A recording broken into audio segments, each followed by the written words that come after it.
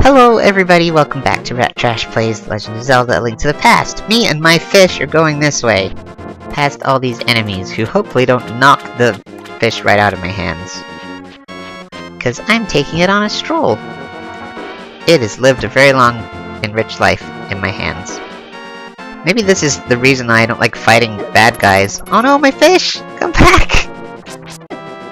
Because they knock the fish out of your hands. I just want to sneak past them and that's that. Give me my fish! Give me, thank you!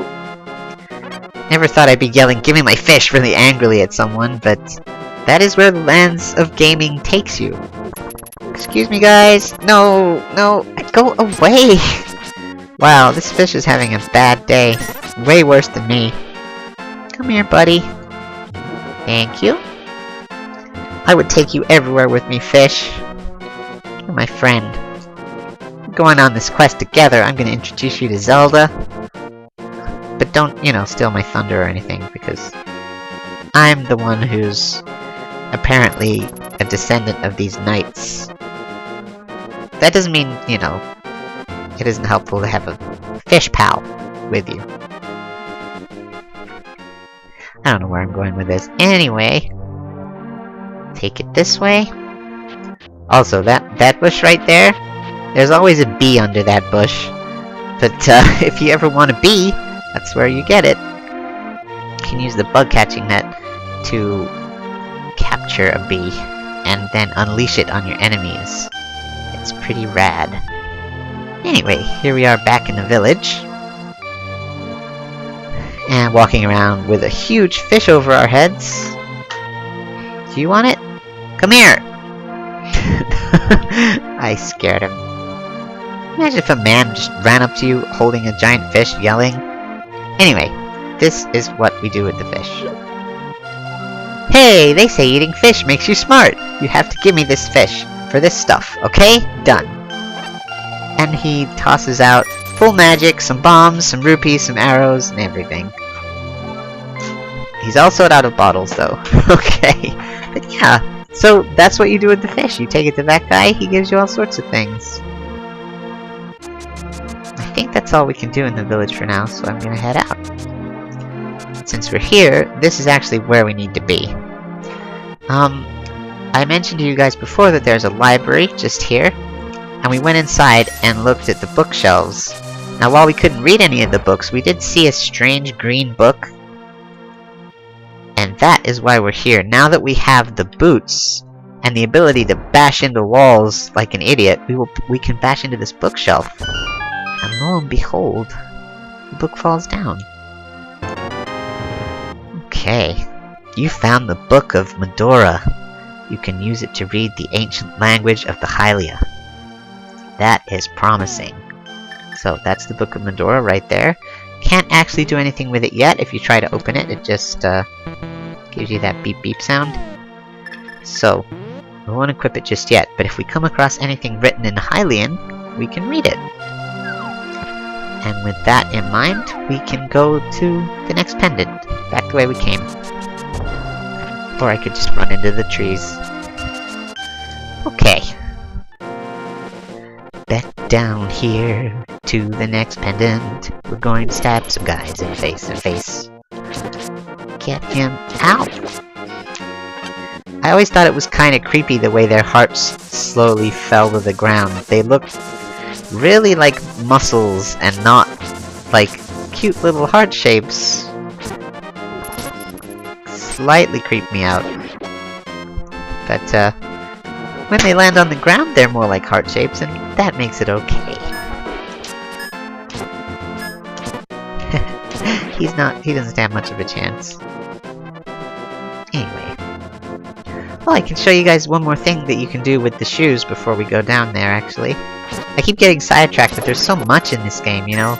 Legend of Zelda is notorious for its side quests, but, and little things to discover. And there's just as many in this one. So right up here we have this strange pile of sort of stones. You can't lift it, or push it, or move it. But this is something that you can use the running shoes for. So you run right into it, and you uncover a staircase. Now when you go down here, you get this small fairy fountain with small fairies in it. And it's just really useful because it's right by your house, which is one of the save points in the game. So you can either continue from your house or from the sanctuary, I think. It's also near a warp point, which you'll discover later. So that tends to be the spot where I go for all my small fairies when I need them. Yeah, it's really useful. Excuse me. Rattling his armor. Really cross. I have so many rupees now, I don't know what to spend them on. I'm sure I need them for something. You know, when I was a kid, I used to stay around this area for ages and cut every single square of grass just in case there was something hidden in here. And it's really addictive, actually, the little swishy sound. I don't know, a lot of Zelda players, I think, spend a long time cutting grass. I actually heard that there was a grass-cutting game coming out soon. Nothing to do with Nintendo, just, you know, a grass-cutting game. I thought, yeah, they're getting it right. The Desert of Mystery, okay. That's where we're going. Desert of Mystery it is. Doesn't look very deserty just yet. Or mysterious. Like, see, I can't lift this, so I can't free that little crab guy. Who's this gentleman? Dot dot dot. Dot dot dot. Many dot dot dots. Okay, what's the sign say? Pay no attention to the average middle-aged man standing by this sign. Leave him alone. Oh. Okay. As much as I would like to obey what the sign says, I kind of want to show you guys everything, so, let's just take the sign. Whoop. And he's following us. Staring blankly at us. Yeah. I kind of want the Kill Bill sound effect for this part. Okay. Well, we'll just, okay, you can have it back. Oh! Why did you take my sign? It's as plain as day just to leave me alone. Jeesh! And he stalks you until you leave the screen. You can't enter with something following you. Okay, so this guy keeps you out of this cave. There's just a fairy in there anyway, which we don't really need her right now, so we're just gonna go on to the next screen.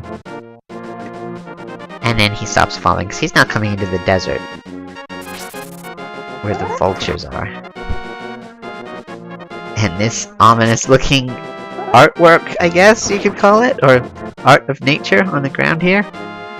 Now these little, bumps in the sand are bombs, so they're basically landmines. I'll go over one to show you. Yeah, they explode when you walk over them. We've got all these skulls here, making kind of a path upwards. So we're gonna follow them up. And that's what the sign on the floor was referring to, these guys. They're not so bad, but they do kind of sneak up on you. Okay, we'll head up here. So, in the Desert of Mystery, there is yet another mysterious cave.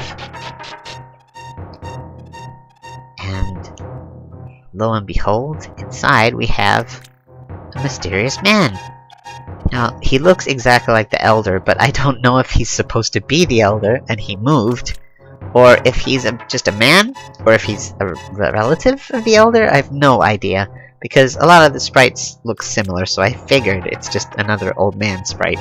And it's nothing to do with the Elder at all. But anyway, let's talk to him. Aha! It is the Book of Medora. With it you can read the language of the Hylia people. Yeah, he saw my book. So if you come here without the book and talk to him, he'll probably say that that's what you need to do. Go get the book out of the library. So that's how you figure that one out.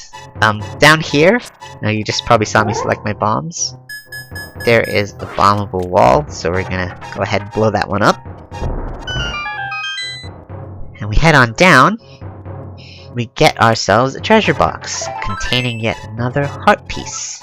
So that's the first new one I think of. A new set of 4. Thank you very much, mister. You just stay here and let me do all the hard work, because you're tired. You don't have a bed or anything, but you know, you could have a nap on the floor or something. Probably a little cold. Then again, we are in the desert, so do it in the daytime. Okay. Yeah, just walk right into a cactus. I am so smart. kinda figured since I was green and they were green, they might let me off the hook, but no. I don't want to hug. Did he just... How did he do that? He just phased up that ledge. You are talented. All their movement is in their shoulders. They could be dancers. They could be backing dancers. Okay, so this looks interesting. We've got here staircase, but with these statues obscuring the way. And oh, tome here that has some strange text on it. Now, we have come across a strange language, and I think that is exactly the time we want to use our book. So, excuse me, vultures, I'm about to do something cool. I need you not to be here. You're not invited. Okay. So, let's use the book and see what it says. To open the way to go forward, make your wish here, and it will be granted. Okay, let's wish to go forward.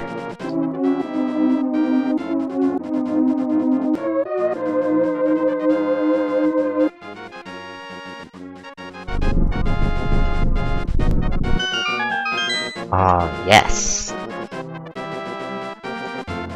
But now we can't go back! All wishes have a consequence. Okay, we're trapped. That's okay. I'm not scared of going, oh god, into a big tongue, ominous mouth thing. I'm a little scared. No, it's okay. It's okay, we'll be fine. We'll be just fine. We'll be fine. All these levers coming towards us, but it's fine. Not scary at all. They look like tropical plants. Okay, we got a heart, that's good. I'm a little less scared now that we have a heart. So when you head up here, you get hit by lasers. These eyeball things that shoot lasers at you. Not very friendly. If you kind of follow them around, you usually avoid getting hit by lasers and things. Let's have our boomerang back on. It's my favorite weapon to keep equipped. If you go near these things, they kind of suck you into their little vortex there. So it's good to avoid that. And we'll go up here. And touch this floor tile. Wall tile. Trash, it is I! Sahasrashvala! You must never fail to find all the treasures in each dungeon. That's what he says, but you know what? I don't know about that. That's how we get that key there. These running shoes really are nifty. Okay. So, he says that you mustn't fail to get every treasure, and I guess that's true, but a lot of the time I do find myself neglecting the dungeon map and the compass. So maybe I should make an effort to get those. So I'm gonna leave this episode off right here. And when we come back, we will continue with this palace. So I'll see you guys next time. Thanks for watching!